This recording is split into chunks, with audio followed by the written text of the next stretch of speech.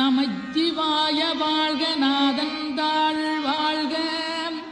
இமைப்பொழுதும் என் நெஞ்சில் நீங்காதாந்தாள் வாழ்க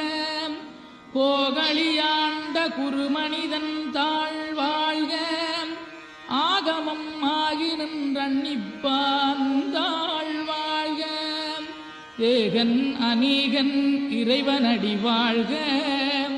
வேகம் கெடுத்தாண்ட வேந்தனடி வெல்க பிறப்பருக்கும் பிஞகந்தன் பெய்களர்கள் வெல்க புறத்தா